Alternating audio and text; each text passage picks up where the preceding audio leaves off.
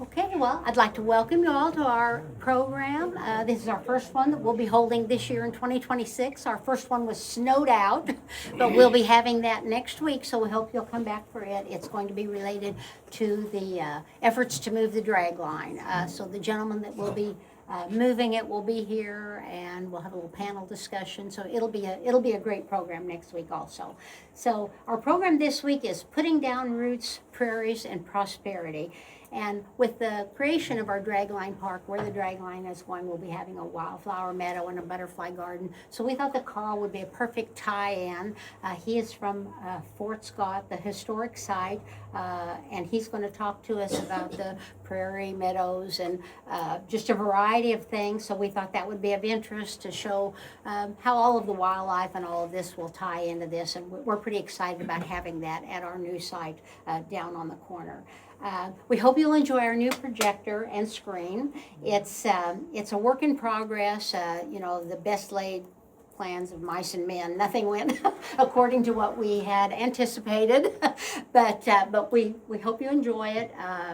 It's a beautiful picture on there. We're working on the projector and where to place it and those kind of things. But we think this will be a step up from our smaller TV that we're using. So, enjoy that program. So I'd just like to welcome Carl Brenner, and he is the Program Manager for Interpretation and Resource Management at Fort Scott National Historic Site. Welcome, Thank you. Carl. Yeah, Thank you for coming. That's a mouthful. Yes.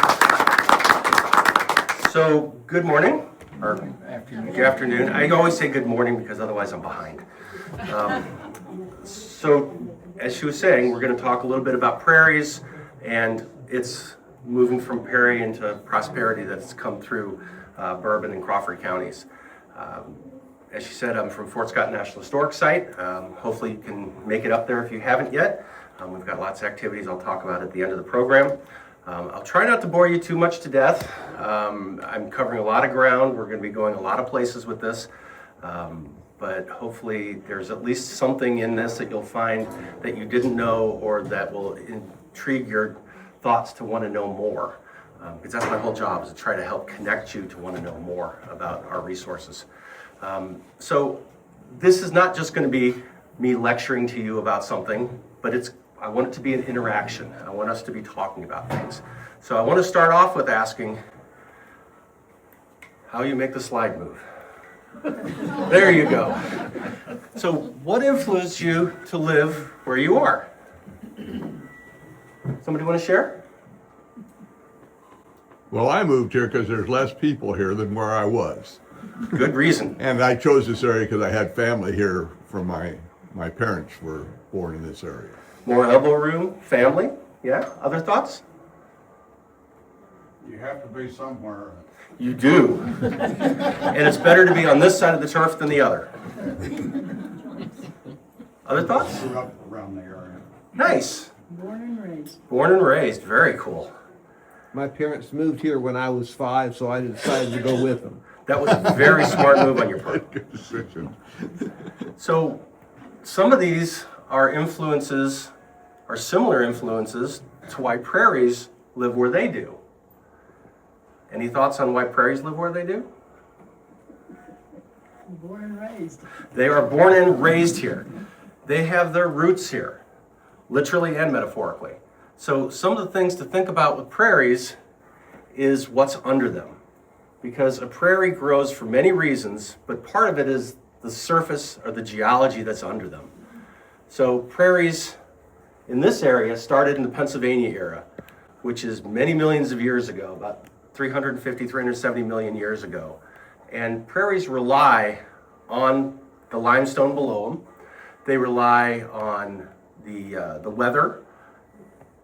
This was called the Great American Desert. That's what the prairies were, because it's too wet for trees and it's too dry.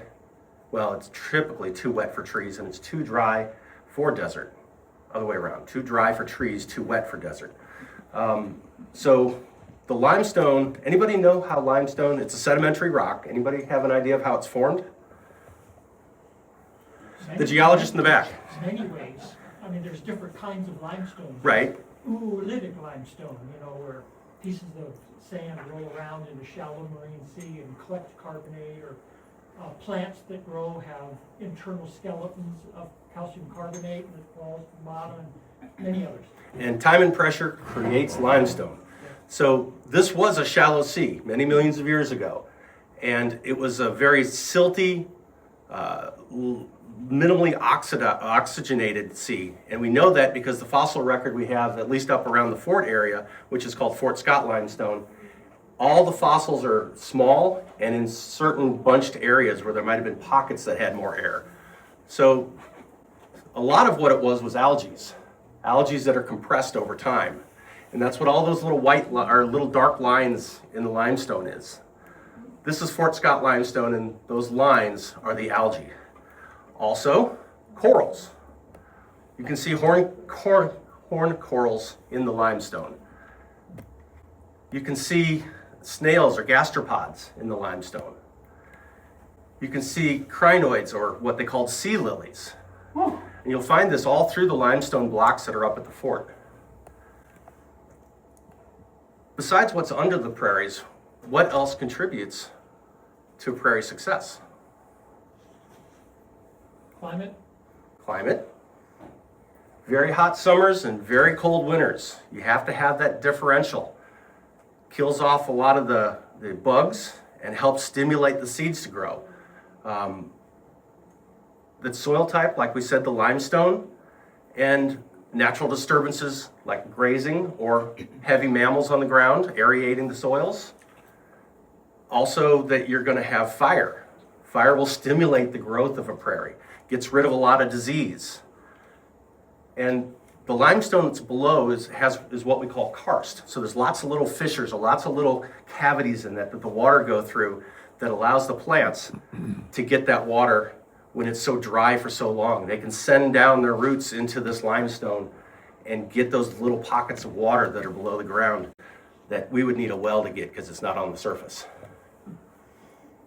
So how do you know if you're in a tall grass prairie? Besides tall grass.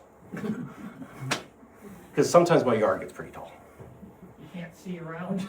You can't see around it. The plants that are in it, there's 4 primary grasses that you're going to find in a tall grass prairie, and these will grow 6 to 8 feet in the summer. If you go farther to Colorado in the short grass prairies, you're going to get a lot of the small or little blue stem. But you'll also have that in a tall grass prairie as well as the big blue stem. You're going to have the Indian grass and you're going to have the switchgrass. Those are the 4 primary grasses, and 70 to 80% of the plants in a tall grass prairie are going to be these grasses. The rest of it are going to be what we call forbs, or the pretty things. And when she was talking about planting a prairie, a lot of these types of plants would be in that planting that you're going to want to reproduce a prairie, to have a good example. And some of these are really, really important for the critters that live out in that prairie. So what do you do to ensure the survival of your family? What are some things that you do? Gather food. Gather food. Without food, your family doesn't do so pretty good. Shelter. Shelter. All those basic things that Maslow said we have to have. So what happens to a prairie to ensure it and its inhabitants survive?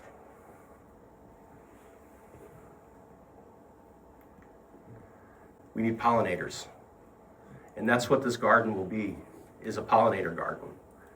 Because you're going to have all these different insects that are going to go through there, and they survive in that prairie by lapping up all of that nectar and then moving to the next plant and repollinating to ensure the success of the animal, to ensure the success of your prairie. And without these, your prairie won't survive. And some of them are more important than others, like monarch butterflies are an indicator species. And it's really important to have that milkweed, because milkweed is toxic to a lot of animals. So when a monarch butterfly eats that pollen, or when they're in larvae form, they are eating the leaves, they're ingesting poisons that will kill or taste really bad to whatever wants to eat them. So it's a way for them to survive. So milkweed is a really, really important plant because these butterflies are flying all the way from Mexico to the northern part of America, and then in the fall, the next breed's coming back down to Mexico to fly back up here. So milkweed is really important for if you want to do a pollinator garden or for the pollinator garden out here. It's good for migrating birds. All the seeds that these grasses have and some of the forbs have are going to be good for these birds. They're going to get nesting material in there. They're going to find habitat to burrow down or to create nests in and around the plants. Swallows are eating all those little insects that are going to be eating you. So all the migratory birds that come through here are really important for a prairie. And raptors. Raptors survive in prairies because all the critters that are running through there, they're hunting. They're hunting out anything that's invasive as well. And mammals. Yeah, the American bison and pronghorn antelope and other animals like that, and cattle, now that it's been domesticated, is aerating that soil that's in a prairie, which is very, very important. It's grazing down the grasses, like when you don't have fire, but it's also creating paths for moisture to get down into the soil, pushing seeds down into the soil, helping keep a prairie healthy. Cottontail, food for the fox, food for the raptors, groundhogs, same. So there's a lot of small animals and larger animals like the bison, which is really important for a prairie. So what helps you support your ability to live where you are?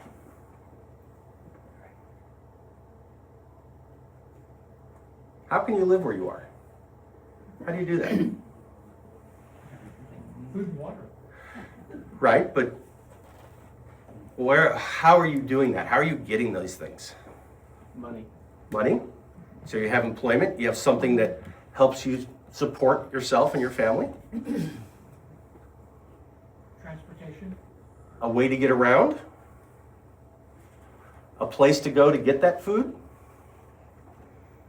shelter, as you said before, place to live, Other people? other people. That's why a few of us came here, right?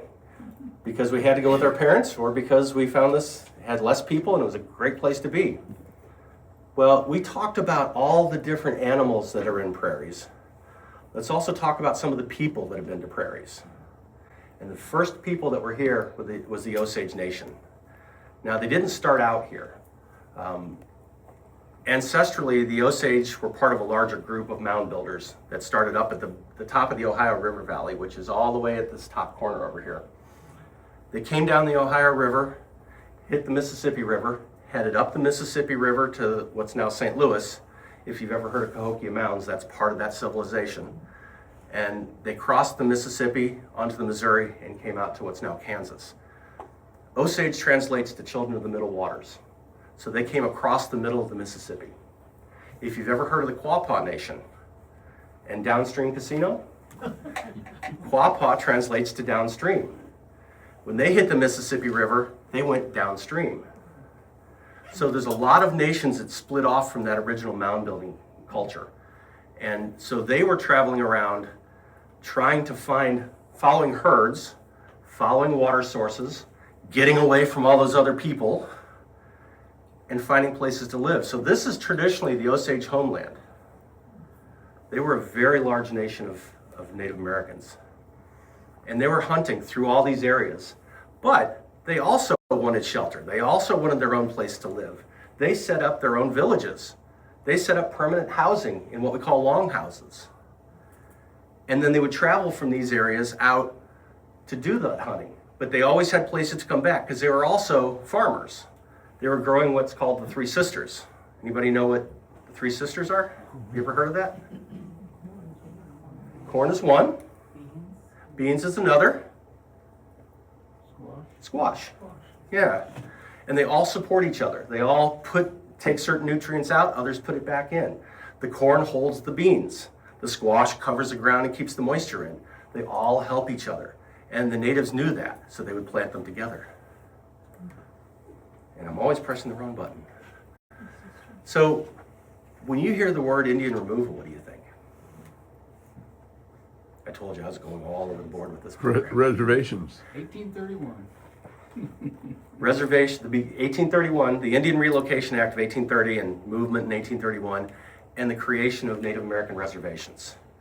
That's what Indian removal was. Moving all the tribes from east of the Mississippi out to west of the Mississippi. So it was signed into law May 28th of 1830. And most of the northern tribes headed up here into Kansas. Most of the southern tribes headed into what was the Oklahoma Territory. So this is Kansas and Oklahoma. All the shaded areas are the relocated Indians. And does this have a pointer on it? It does, look at that. New York Indians, that's Fort Scott. They had to walk from New York, or what we called New York when we took it over, all the way out here. The Cherokee Nation was placed right next to the Osage Nation, who hated each other. But eventually, all this changed again. They were promised permanent Indian frontier. So these tribes were the second humans on the land. They were promised this permanent Indian frontier, which lasted all the way up until 1854 with the Kansas-Nebraska Act. So most of the natives were moved now out of Kansas, except for a few of them in the what was called the Cherokee Strip, which was originally the Osage Strip, moved them down into Oklahoma, making way for the white settlers to move in, part of what we called manifest destiny. I can't lean against that stair. So Kansas, the territory, went all the way out into what we now know as Colorado. So it was an enormous swath of land.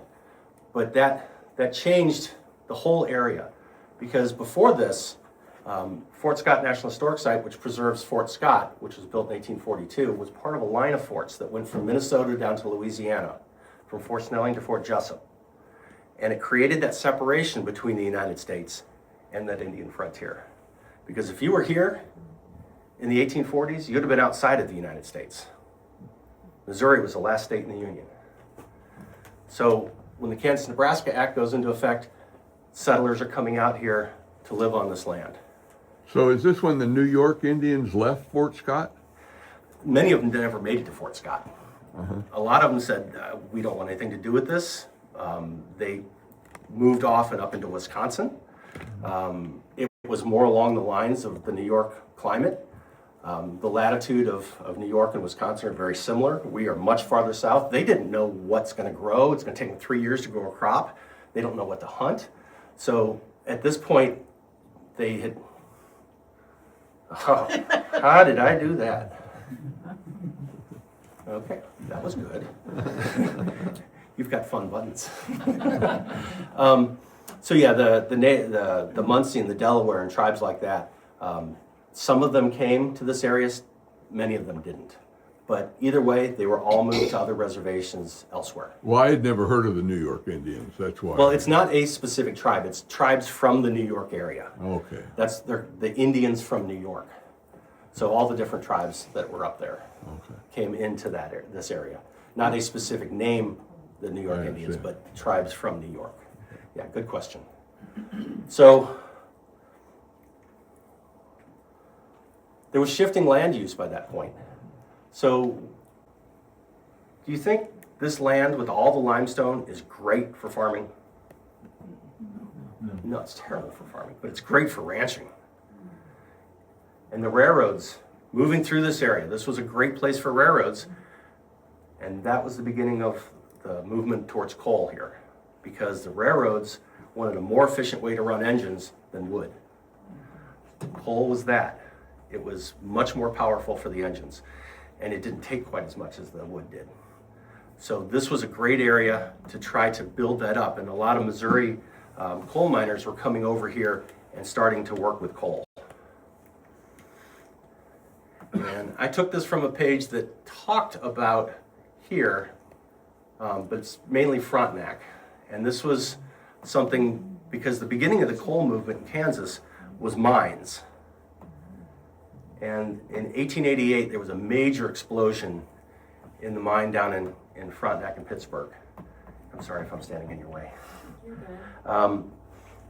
With many people dying, and the museum can tell you a lot more about that than I can. This is not my area of expertise, but it shows that with any kind of progress, or this was new technology, more or less, there is the potential for loss. There is the potential for mistakes. So through these things, they're learning that maybe mines aren't the best way to go about it. So they started going to strip mines. And they have to get through that overburden. And this is just a little bit of information about the main overburdens and main kind of geology in this area. So up where the fort is, Fort Scott limestone is the primary surface structure up there. It goes 15 to 30 feet down of limestone. So when you talk about the 65-foot deep hand-dug well that we have at the fort, imagine digging through 35 feet of that as limestone by hand. Not my idea of a good time. When you come down here, you start getting into what's known as the Cherokee group, and primarily, if I can do this properly, primarily the Corbiness Formation, which has a blackjack limestone on top, and then the coal below it. So to give you an idea of what that looks like, this is Fort Scott and the layers here. This is where we are and the layers that exist down here, with a little bit of limestone at the top, but mainly coal and shale down below. Much more rich in resources to work here than up in the Fort Scott area, which is why here and farther south, down all the way in through Cherokee County, was where the coal was. That's where it was being mined, and that's where the strip mines were happening. Now, to give you a really pretty picture that's hard to decipher unless you get close, so I apologize. This is this area in Crawford County. You can see we are in here, and all this is that Cherokee Formation or Corbiness limestone area, or Corbiness features, which is all that coal. And this is where people were moving to start doing that strip mining, because it was much safer to do strip mining by taking off the overburden of that limestone, which wasn't very thick down here in comparison, and getting straight into that coal. Because originally with the coal mines, the mine shafts, they were digging down below that structure and then leaving columns of coal to support that roof, which is, if you get greedy and start making those columns too small, it doesn't support the roof any longer, and you have cave-ins, which was also a problem they were having. So that's sort of the whole transition between creating a prairie and moving into prosperity.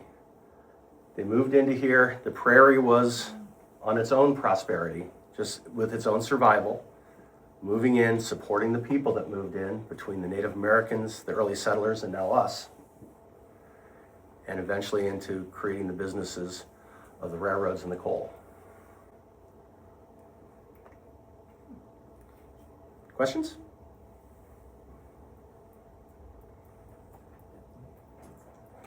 When did they start strip mining? 1870s, I believe. Yeah. Yeah, late 1870s. About the railroad started moving in the late 1860s. And Fort Scott was a mecca at that point. You didn't go up to Kansas City to shop. You came to Fort Scott to shop. You took your cattle up to Kansas City for slaughter. All the cattle drives going into Dodge City, loading on rail cars going up to Kansas City, everybody coming down here. That's why when you come to Fort Scott, you'll see all the big mansions, the Victorians, because the bankers and the railroad men and the businessmen were all building these big mansions for the shopping people to come in. And then eventually railroads grew through Kansas City and highways grew and all that shifted. But good question, yes. When did we stop doing deep shaft coal mining? Close to the same time, and you could probably answer that better than I. Waning in the 1920s and 30s as far as. Yeah, that's what she was saying. It started waning in the 20s and The 30s. very last one closed in 1950. A few dinkies were still running, but they declined dramatically. And the decline started early. As soon as they started strip mining, I mean, the shaft mining declined markedly. Yeah, And starting as early as 1910, we were going the other way, towards strip mining and away from shaft mining. How deep are those, the deep ones? I was seeing 200, 230, 240 feet. Anywhere from 23 feet to 200, almost 300 feet. 280. Arm is very deep. Yeah, Weir's very shallow. yeah, I was seeing some recordings of like 283 and things. They were even strip mining with horses and you know, they had this thing Yeah, shovel they took behind horses. before the equipment came in, yeah. And there are horse pits down in, what's the name of that? Kirkwood? There's horse pits down there now, where they dug those with horses. Yeah, the first coal mine in Kansas was up near Fort Leavenworth, and that was 1827. Before civilians were even supposed to be out here, but it was because of the military base in Fort Leavenworth they were able to do that. Other questions? Hope I didn't put you to sleep too much. That's good. Sir, yes? Kind of an unusual question, but from a natural geologic sequence under us, Yes. now we have all these tunnels that are filled with water. Yes. I'm just wondering, like, how does that change the feel of this land? So that was a big problem when I lived in California. For a while I was up in the Sierras and in a small town that had some of the deepest coal mines, over 2 miles deep. I forget how many hundreds of miles of tunnels there were. That's how they used to move around. They wouldn't move around on the surface. They would go into the tunnels and go businesses to businesses in town because everybody had a connection. But periodically, the streets would fall in because there's all these tunnels down there. And if you talk about purification of groundwater, it needs that karst. When you have a big open tunnel, it's not cleaning it the same way. You'll get caves by, as you were saying, with the organic material on the surface, water percolates through that, it becomes a saturated, thank you, that's the word I'm looking for, a solution that erodes that limestone away and creates those cave formations, which will open up some of those passageways, but unless you're Mammoth Cave, you don't get them like the coal mines that we have here. So it does reduce some of that purification that happens in the water table. So you definitely need to go down deep enough to be into the aquifer, because old groundwater wells are no longer healthy enough for that. So they were getting coal way down under the Sierras? 2 miles, what'd you say? Oh yeah, that was gold. That wasn't coal. I'm sorry, that was gold. Okay. Yeah, that was I'm no, sorry. that was gold. they did a lot. It was hard rock gold.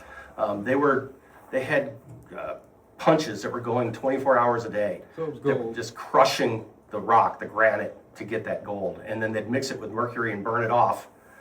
So you have mercury vapor everywhere because it would bond with the mercury, and then you burn that off, and you have the coal left, or the gold left. Sorry, I didn't take you on my journey. Sir? And maybe somebody else. When I was a kid, we'd still hear about land falling in or roads falling in. When's the last time anybody's heard that as far as the mines, settling and land falling in? I don't have answers to that. We have The sinkholes surface around here division occasionally, don't we? The surface division still deals with that. They did a thing in Galena. It's probably been 10, 12 years, 15 years ago, they were repairing roads on 66 in Galena. And they have a crew now that still goes out and surveys subsidences and fills them with grout. They have a system where they drill down and they won't shore your house up, but they'll fill a hole. If you find a hole subsiding under your house that's affecting your structure, They will fill it with grout to stop it from, and they're still doing that, still funded. Is that in mainly Cherokee County or? That's a state operation. It happens that the office is here, right down the road here in Frontenac, because that's where, this is where the mines are in Kansas, and this is where the subsidences are mostly. There are other areas, but you Larry also, Spahn should be here. He did that for years. Ask Linda Knoll, her backyard collapsed, her street disappeared. Yeah, That that's- was about 10 years ago, I guess. and mining is the big thing because that's not a natural phenomenon. But whenever you have a karst situation, there's the potential for sinkholes. Sinkholes will happen whenever the limestone below erodes enough to where it can no longer support itself. And you have what they call cave breakdown, where the ceiling collapses in, which will cause sinkholes, but not anywhere near as prolific as And if you're mine shafts. interested in sinkholes, there's a book over here called Sinkhole that actually is very good. Thank you. Why is the water so clear in the strip pits? In most of the strip pits, because there's no actual There's- sedimentary runoff that hits certain ones of them? That would be my guess. I don't have an answer to that, official answer to that, but I'm guessing yes, because there's not as much organic material. It's not a naturally formed lake that has organic material in it and around it. You don't have a lot of that plant life growing into it, so the water's going to be clearer. I'm kind of new around here, so I'm still learning. Thank you. Also, if the operation struck a spring, it would be very clear because all that underground water is coming up and feeding it. Just like when you go down the current river, it's going to be cold and it's going to be blue, just because it's all spring fed. Sir. I remember going to college here in the sixties, we'd get out and swim in the pits and got into an alkaline pit. Oh. That would kind of burn your eyes. Yeah. What did all that entail? So a lot of that is going to be from limestone being in there is my guess. And you could probably speak to that better, but that's what we did when I was at Shenandoah National Park is when acid rain was being talked about, they would throw lots of ground limestone in the streams to try to bring the pH up. So if you have a high alkalinity in your water, it's probably because of ground limestone. Another thing about sinkholes, we read, like in Florida, frequently have sinkholes, and the limestone underneath is deteriorating. Mm-hmm. Of course, they're not coal mining there, but that's just what a natural, Yes, the water eating or deteriorating. absolutely. limestone. Yeah, that's the organic material on top. The rain hits it, makes that supersaturated solution, thank you again, and gets down through the rock and is eroding that away, creating the passageways or increasing the size of the passageways. It's deposited somewhere once it gets to a source of air, so that it can give off some of the chemicals and then it can deposit that cave formation. But yeah, it's going to erode that limestone and create the sinkhole. Yes? One of the key elements for subsidence, and I was a geologist in Florida, so I'm very aware of karst topography in Florida. But when you pump water out of the groundwater table goes below the roof of your sinkhole. Yeah. Then that buoyancy of the water no longer supports that and it collapses. So human activity. Yeah, very much so. And that was the other thing. Mammoth Cave is that way. When the streams went down, all the ceiling couldn't support itself anymore, so it would collapse in as the lower levels were being eroded and increasing in size. The streams go deeper in the ground. The cave breakdown happens, and so you have all these large house-sized sheets of rock falling. The same was up in where I lived in California. Is the miners were from out in England, from starts with a C, on the coast. Anyway, they're great at making pumps because their mines are all along the coast of the ocean. And so they're pumping all this water out, which is doing exactly that as you make all Poldark. these. I'm sorry? Poldark. Yes. It's a Yes. series, and Yes. they had to pump out the Yeah. mine because Cornwall. of the flooding. Cornwall, England. Cornwall. It was Cornwall, England, yeah. And so that all these, I mean, it's going down so low, it's well below the water table, so they're constantly running these pumps to get that out, and eventually things would collapse in because of it. Yeah. Why is it that Fort Scott seems to be so vulnerable now to heavy rains? Is there something about the is it just because of the So I would volume? I would Actually- say it's the other way around. Oh, when we watch weather patterns come through, most of them either head farther north up towards Kansas City or farther south and down along the I-44 corridor. We get missed by most storms that come through. But when we don't, the Marmaton just can't handle it. Or- Yes, there is things that I'm not qualified Just to since speak I've to. been in Southeast Kansas for 3 years, and it's amazing how many pictures I've seen Yeah, of mud. we're in getting Fort Scott. heavy storms that come faster and all at once. Do we have to worry about cave-ins here? If you have a mine under your house. I'll take that. I'm sorry, but I wasn't intending to be. Isn't it quite likely there's a mine straight down from here? Under Franklin? I mean, Well, we had a hole, at the community park is just about a block up the street, and we had a hole that we just could not fill. Everything would disappear. And we had the mine land, that group, they came out and they've made several trips. They've determined it wasn't undermined, that wasn't the problem. So we had to do that there. And then up here on this corner of 69 and 47, where we're going to put the drag line, we had to have an engineering company come in and they core drilled, I don't know how far down, but a long way. Yeah. And they had to determine what kind of a base, and I don't know, it might be 20 feet of, we've got like so many feet of AB3 and so many feet of another different, they recommended what to put. Yeah.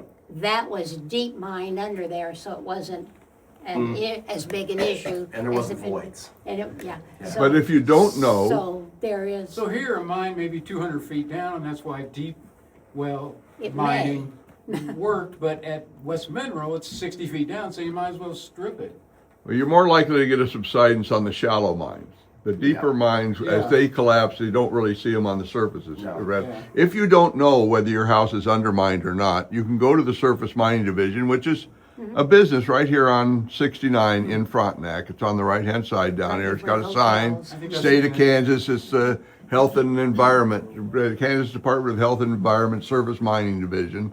And they will show you maps and you show them where you live, and they'll let you know if there's a mine near your Well, your home. Also karst, if you notice anything different about your foundation, if you notice even the smallest crack in doorways of your house, along the corners of the doors, if you see a crack there, something is happening with your foundation. It may be or may not be related to a karst occurrence either. So it's just things, look for those little things. Just do a walk around from The your earth house moves. periodically. It does. Scary. Even if it's not undermined. Yeah, as much as we think we're in control, we're not. Clay is a significant contributor to that too. Absolutely. Spanish lattice clays, and Yep. as the water table goes up and down, they swell up and then they shrink down and. Yep. Yeah. Yep. Yes, sir. The Prairie played a big role in the cattle drives. I read a Yes. book probably 30 years ago, professor out of KU, called the Cattle Towns of Kansas. And of course, Baxter was briefly a cattle town, moved Yeah. west to Coffeyville, on out to Medicine Lodge. And the reason they were moving, of course, because of bobbar. But the prairie was so nutritious Yes. from that blue stream grass. Absolutely. And Prairie ran from Canada all the way down to Mexico, from the Rocky Mountains all the way out to the Mississippi River. I mean, what, 400 some odd thousand acres was prairie. I mean, there was, the whole central part of the United States was a prairie. So yeah, it was great food. It was, I mean, that's why they could just turn cattle out and let them survive. You didn't have to worry about feeding them because the prairie was so nutritious, as you say. And of course, we learned something from the Dust Bowl, what we did to the prairie. Yeah, over farming, not stabilizing the soil again. The soil will go away. Dirt is what you get under your fingers. Soil is what's in the ground. So before barbed wire, all Say cattle that was again. finished on grass. It was. Dirt's what you get under your fingers when you're working in your yard. Yeah. Soil's what's in our ground that we plant. Isn't That's how I look at it. Well, thank you very much. I so appreciate all your participation, and hopefully that you weren't too terribly bored. And, Very interesting. Oh, good, thank no, you. thank you. It was wonderful, and I enjoyed all the audience participation too, the questions that brought up a lot of Are different all the points. renovations now done at Fort Scott Historical Site? It's Nope. been a year since I've No, tried to go and I couldn't get in. well, Everything- most of the buildings are open and have been open. To some degree or another. I'll try again. Well, so, I'm sorry, I turned my mic off. So, of the 20 buildings on site, 11 of them are original, and there is 12 of the buildings you can go in or look into.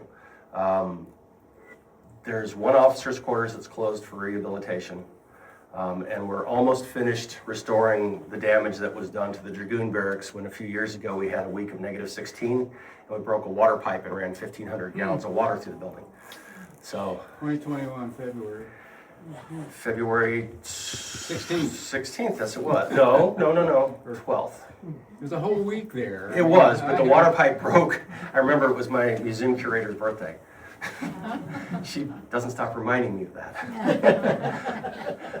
But yeah, so we're almost done refinishing the floors. We've had all the plaster walls redone. Because the second floor isn't accessible, you can't get a wheelchair up there. I could get no funding to redo the exhibits, so we're recreating what the ward would have, or the squad room where the soldiers lived would have looked like. So we're building brand new bunk beds, and we're gonna outfit it just like they were still living in it. Well, that was one of the things I was going to suggest that everyone, if you haven't been to Fort Scott, to be sure you take the time to go up there and spend a day and visit around. And Carl, we appreciate you coming. I know it was a challenge with your shortage of help all good. and you're getting away. So we appreciate you coming down here today. So If I can say one other thing with that. You bet, absolutely. If you guys are out and around the Fort Scott area on April 18th and 19th, that's a kickoff to our spring season with our spring Civil War encampment. We'll have infantry, artillery, cavalry, drills, firings, lots of living history stuff going on up there. Memorial weekend, the Friday before, the community comes out and they help us put up about 8,500 flags across the parade ground for what we call symbols of sacrifice, and it's honoring everybody who's made that ultimate sacrifice for our freedom. So those are the next two upcoming events. Okay, and you know, if you follow us on Facebook, we try to share anything like Thank if you. you post, we try to share those things so people are aware of all the other events going on. So as I think I mentioned earlier, but next Sunday we have another program, which is unusual. We have one a month, but due to the snowstorm, we had to move that. The program next week will be Derek Tilton and JT Knoll. They'll have a little panel discussion. It's going to be all about the move of the drag line from the beginning and all the challenges they've met. And we are hoping within the next month or two at most, it will be on site. That's our goal, to get it moved.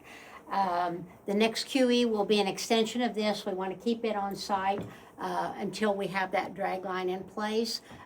The great-granddaughters of Mr. Page have been wonderful to help us with obtaining more artifacts, and they're gathering more as we're in communication now, so we know we'll be having some new pieces that will be on display to add to that. We're going to finish out the year, and we think it's going to be a pretty exciting year because we've really focused on celebrating the U.S.'s 250th and Pittsburgh's 150th birthday. So we have several events, and our programming will be centered around a lot of that. Our exhibits are going to be that. The third quarter will be about Pittsburgh and McNally and some of the big industries that were related to the coal mining and all of Pittsburgh. So those are all going to be really good exhibits, we think, to finish out the entire year. We have one big event coming up. Well, we have several, but the first big event is March 21st, and many of you have attended.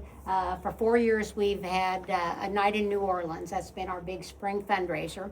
And this year, we're heading east. We're going to spend a night in Philadelphia, which is the birthplace of freedom, honoring the U.S.'s 250th.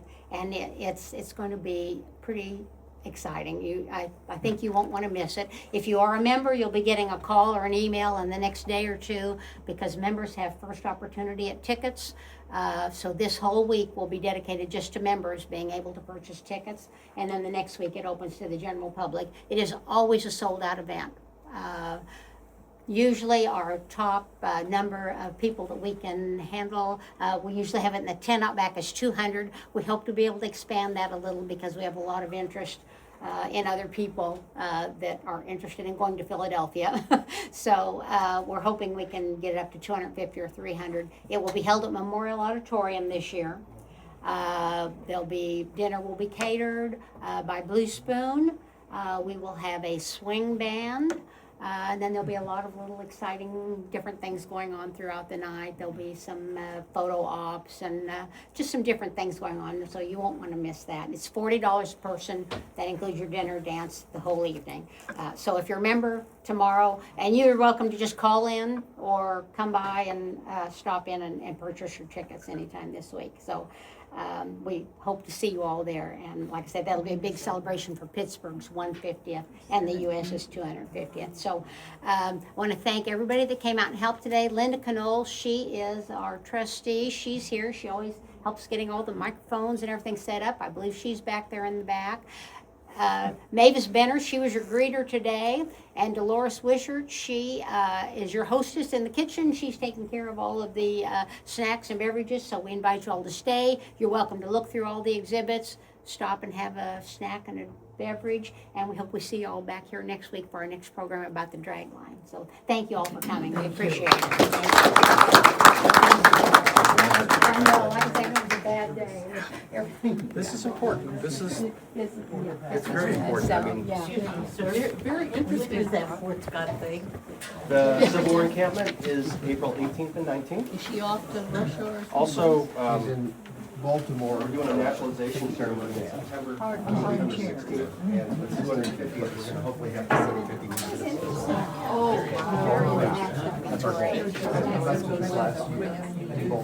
Yes, they do. You may want to tell them about the